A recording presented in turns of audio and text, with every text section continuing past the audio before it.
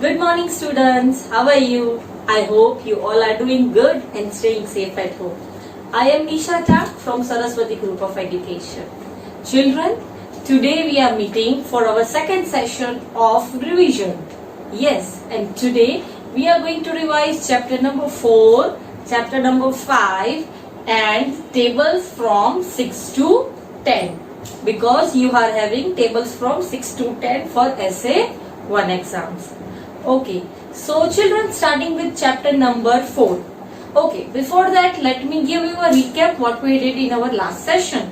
In our last session of revision, we revised chapter number 1, numbers up to 100, chapter number 2, addition and subtraction of 2-digit numbers, and chapter number 3, numbers up to 1000. Okay, so now let us begin with our today's session, and the first topic is chapter number 4, fractions. You can see on my right hand side I have written some basic things about fractions. I told you children that fraction means a part. किसका part? कोई एक पूरी चीज का, पूरी चीज मतलब a part of a whole is known as fractions, right? And fractions are represented in many ways.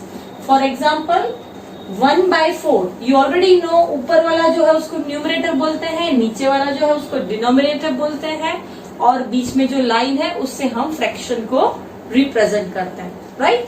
So when it is 1/4, it is a quarter. Quarter means कोई भी एक पार्ट.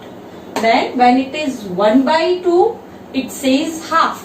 पूरी चीज में से उसका आधा. हाफ यू ऑलरेडी नो, पूरी चीज का आधा, that is half. And 3/4 quarters. What is 3 quarters? 3/4 means 3 quarters. What does that mean? It means 3 part out of 4 parts. I already gave you example when I was teaching this chapter about the pizza, right? So this is the basic thing in fractions. Okay, based on that I have picked up some of the questions which can be asked or which are relatable to this chapter. So beginning with the first question, pick the correct option for half. Again children, remember आपको half, quarter उसकी spelling आनी चाहिए, नहीं तो मैं ये जो लिखा होगा आप समझ नहीं पाओगे कि ये क्या है. Vocabulary words में already सारी spellings दी गई है, उसमें से आप एक बार check करके revise कर सकते हो. Okay, so this is half. Half कैसे represent करते हैं? 1/4? No. 4/4. Do we represent by 4/4? No. Then it is 1/2. So what will be the answer? 1/2. Okay. Similarly यही क्वेश्चन मैं ऐसे भी पूछ सकती हूँ. 1/2 आपको हाफ की जगह पे लिख कर दूंगी, और यहाँ पे क्वार्टर, 1 क्वार्टर, 3 क्वार्टर और हाफ स्पेलिंग में भी लिख कर दे सकती हूँ. किसी भी फॉर्म में मैं यही सेम चीज पूछ सकती हूँ. Okay, second is fraction is a part of dash. मैंने बोला था डेफिनेशंस भी आ सकती है. This could be a kind of definition. Fraction किसका पार्ट होता है? Is it a part of half? Is it a part of whole? और is it a part of quarter? It's a part of whole, right? So what will be the answer? A, whole. Question number 3. You can see I have drawn 4 boxes and 3 boxes are shaded. So what is the question? Which shaded fraction is represented? मतलब जो shaded part है वो क्या represent करता है? कौन सा fraction represent करता है? Answer is half. देखो अगेन यहाँ पे spellings में लिखा है, मैं ऐसे भी spellings में दे सकती हूँ या इस तरीके से भी नंबर्स में भी पूछ सकती हूँ. Okay, is it half? ये हाफ दिखा रहा है, या ये 3 क्वार्टर्स दिखा रहा है, और is it 1 quarter? What is the answer? आप देख रहे हो 3 शेडेड पार्ट्स है आउट ऑफ 4, तो इट मींस ये 3 क्वार्टर्स दिखा रहा है. हमको शेडेड पूछा है. अगर मैंने शेडेड नहीं पूछा होगा तो आपको समझने का कि ये क्वेश्चन पूछा, पर शेडेड पूछा है, इसका मतलब ये shaded part. So 1, 2 and 3. So what will be the answer? 3 quarter. Okay. So I will take 3 quarter as an answer. Right? Similarly, these kind of question I can also ask in the form of match A with B.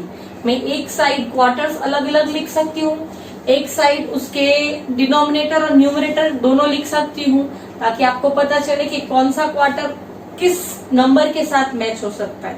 या same चीज मैं blanks में भी पूछ सकती हूँ, what is 1/4 quarter equals to, sorry what is 1/4 equals to, तो उसमें ब्लैंक्स में 4 ऑप्शन होंगे, 1 क्वार्टर, 3 क्वार्टर, हाफ क्वार्टर, उसमें से आपको चूज करना है in any of the form. But हर चीज में मेन ये 3 चीज ही है। अगर आपको ये 3 चीजें पता है तो आपको पूरा चैप्टर पता है, right? So this was recap of chapter number 4 fractions. Now moving on to chapter number 5। Chapter number 5 हमने अभी अभी कुछ दिन पहले ही पढ़ा, which is time, right? And you already know a clock has 60 minutes, right? Each interval between one number and the second number consists of 5 minutes. एक number से दूसरे नंबर के बीच में जो टाइम रहता है वो टोटल 5 मिनट्स का होता है, वो आपने सब पढ़ा था। ओके, अब इसके बेसिस पर थोड़ा रिवीजन। फर्स्ट ऑफ ऑल इस चैप्टर में हमने पढ़ा half past time. Half past time मतलब 30 minutes, okay. Second is quarter past time. Quarter past time क्या था? जो बीत गया, उसका मतलब 15 मिनट्स। और मैंने बोला था जब हाफ पास्ट में हो तो minute hand should be on 6। Yes, when it is quarter past minute hand should be on 9। No, minute hand should be on 3। And the third is quarter to. Quarter to means 45। Quarter to means 45 minutes, okay? And 45 minutes मतलब minute hand किस पे होना चाहिए? It should be on 9. Okay, fine. So these are the basic information about seeing or looking at time. And you should also remember 1 hour में क्या होता है? कितने मिनट्स? 60 minutes. तो क्वेश्चंस अलग अलग टाइप के इसके बेसिस पर मैं पूछ सकती हूँ। ओके, उसी चैप्टर में दूसरा पार्ट जो हमने पढ़ा that was about months and days of the week. Okay, now first of all you already know, मैंने आपको पढ़ाया था that leap year is equals to 366 days. leap year कब आता है? every 4 years. और उसमें कितने दिन होते हैं? 366. Okay, next is February has 28 days in ordinary year and 29 days in a leap year. Leap year में फरवरी में कितने डेज होते हैं? 29, बिकॉज लीप ईयर में एक डे बढ़ जाता है, राइट? और ऑर्डिनरी ईयर मतलब रेगुलर ईयर में कितने डेज होते हैं फेब में? 28। ये चीज स्पेशली याद रखनी है बिकॉज कई लोग इसमें ही कंफ्यूज हो जाते हैं। और याद रखना, लीप ईयर हो या रेगुलर ईयर हो, डेज में चेंजेस कौन से मंथ में आते हैं? Only in the month of February. Rest of the months days में कोई चेंजेस नहीं आते, राइट? ओके, और then we studied about months of the year. How many months? 12. Which are they? January, February, March, April, May, June, July, August, September, October, November and December. You are already having the spelling of months in your textbook. The spellings are to be revised properly because मैं spellings भी पूछ सकती हूँ, मैं कुछ भी पूछ सकती हूँ. Okay? So be careful. And the third thing you should also remember कौन सा month कब आता है. Suppose it is March, तो March कौन सा month है? Year में third month है. So you should remember the order, the position of the month. Okay. Then we did about weeks. Okay. How many weeks are there in an year? एक year में generally 52 weeks होते हैं, right? पर उसके साथ 1 day extra होता है normal year में, और अगर लीप ईयर होता है तो 52 वीक्स एंड 2 डेज. ये चीज हमको याद रखनी है. पर वीक्स इन ऑल कितने? 52. Okay. And how many days are there in a week? There are total 7 days from Monday to Sunday. You already studied this in first grade also. One more time recap of the days. Monday, Tuesday, Wednesday, Thursday, Friday, Saturday and Sunday. Right? अब इसके basis पर भी मैं questions पूछ सकती हूँ. Which day comes between Monday and Wednesday, या what comes before Monday, what comes after Monday, कुछ भी इसमें से पूछ सकती हूँ. तो आपको ये सब चीजें बाय हार्ट होनी चाहिए. ओके, चलो. Now based on this let us take some of the examples. Okay, so चलो, the first example is which month has 30 days? Which month has 30 days? मैंने आपको लिखवाया था बुक में months with 30 days, month with 31 days and month with 28 और 29 days, right? तो आपको ये अगर पता होगा तो आप ये क्वेश्चन इजीली आंसर कर पाओगे. Okay, the first is January, B is March and C is November. Which will be the answer? Think. Yes, January has 31 days, March has 31 days and November has 30 days in all. So what will be the answer? C, November, right? Okay, now moving on to question number 2. What is 2:30? मैंने बोला था time कैसे represent करते हैं, number लिखकर बाद में 2 dots, जो 2 डॉट्स होते हैं उसको क्या बोलते हैं, colon, and then the minute part. Okay, what is 2:30? It means half past, quarter past और quarter to. What will be the answer? Yes, think. मैंने बोला था आगे आवर होता है, पीछे मिनट्स होती है.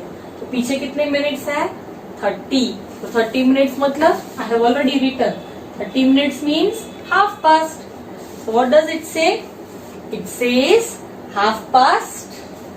Okay, the answer is half past because 2 hour and 30 minutes. 2 घंटे हो गए हैं, 2 o'clock हो गया and plus 30 minutes और हो गई है.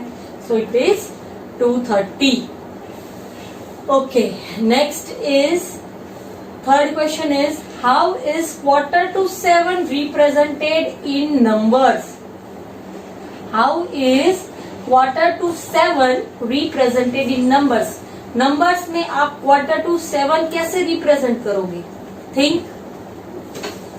5:45, 6:45 या 7:45? What will be the answer? Yes, 7 कैसे represent करेंगे? आपको ऑलरेडी पता है quarter to means 45 minutes. But ये क्या कह रहा है? 7 नहीं हुए, 7 होने में अभी टाइम है. इट मीन्स 6:45 क्योंकि 6:45 के 15 मिनट्स बाद क्या आएगा? 7 o'clock. So the answer is 6:45. Okay, okay, next is leap year comes every dash year. I already told you leap year कब आता है? Every 3 years, every 2 years or every 4 years? The answer is every 4 years. Okay. Now next is which month comes after May? मैंने आप अभी बताया था आपको इस टाइप के क्वेश्चंस भी आ सकते हैं. तो मई के बाद कौन सा मंथ आता है? Starting from January, February, March, April, May. Okay, so May is 5th month. उसके बाद June. So what will be the answer? April, June और July? Answer will be June, right? So बेटा, if आपको ये नहीं पता होगा कि कौन सा मंथ कब आता है तो आप इस टाइप के क्वेश्चंस के आंसर भी नहीं दे पाओगे. अब इसी में अगेन मैं आपको मैच से वेट भी पूछ सकती हूँ. वन साइड में टाइम लिखूंगी इन नंबर्स और एक साइड में विदाउट नंबर्स लिखूंगी इन दिस वर्ड्स में लिखूंगी. सपोज क्वार्टर टू 6 है तो one side I will show you 5:45 quarter to 6 और एक साइड में ऑप्शन में दूंगी क्वार्टर टू 6 लिखा हुआ. तो आपको वो भी मैच करना है.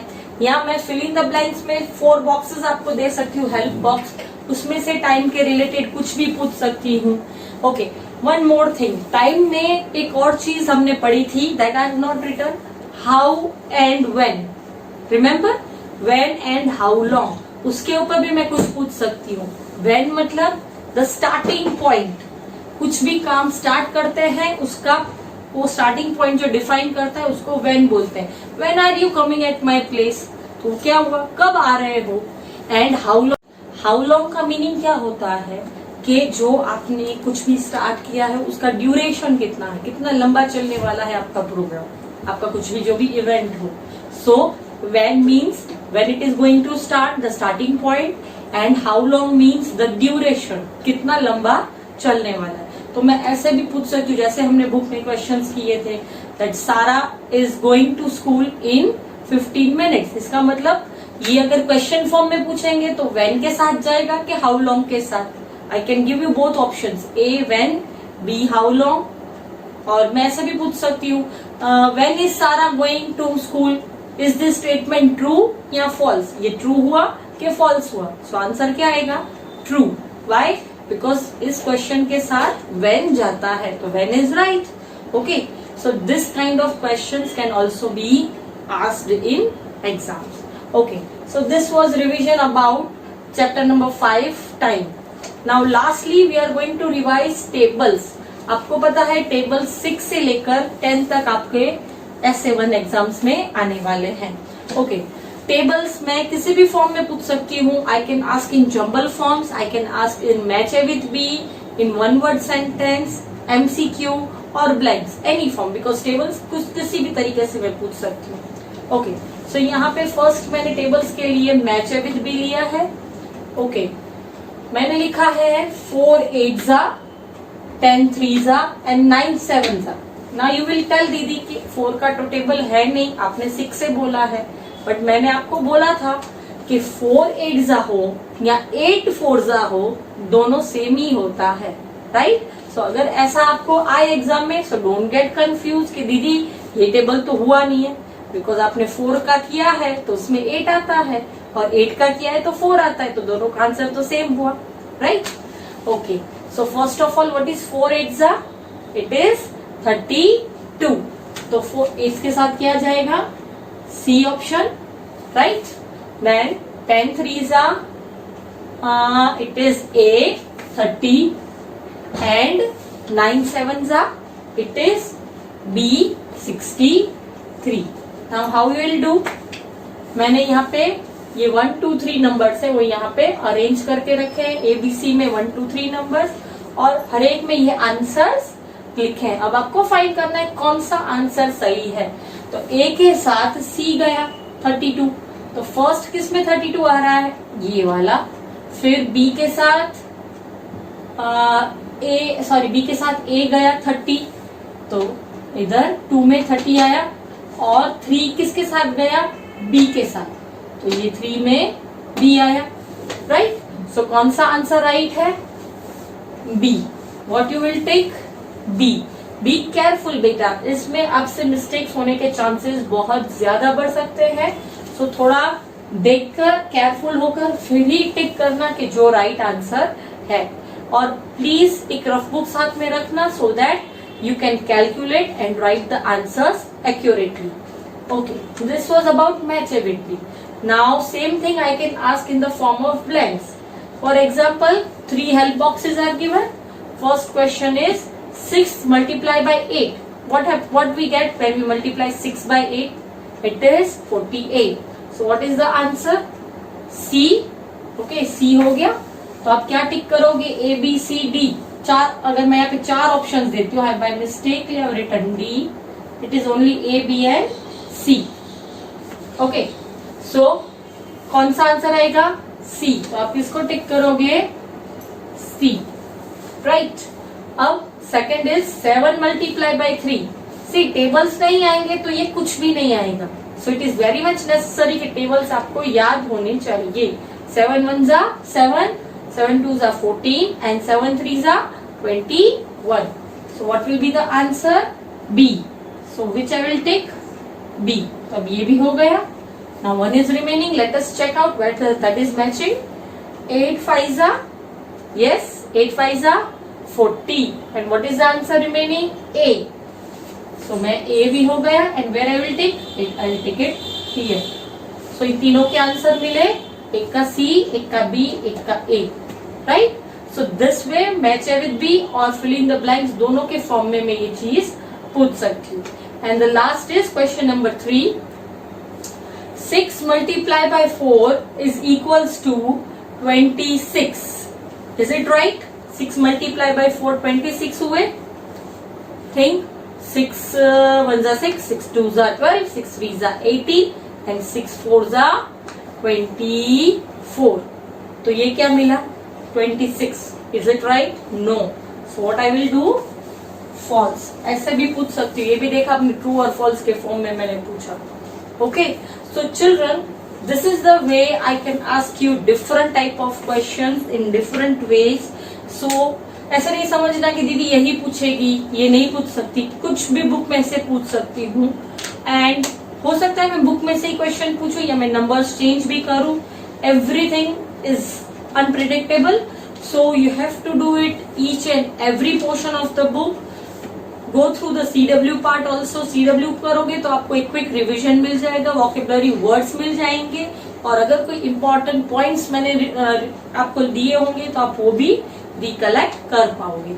Okay children, I hope you enjoyed the session and you understood what I taught you. So do practice the revision session at home, and this work you will be doing it in your rough book, right? I hope children you had fun, and we will be meeting in our next session. Bye bye.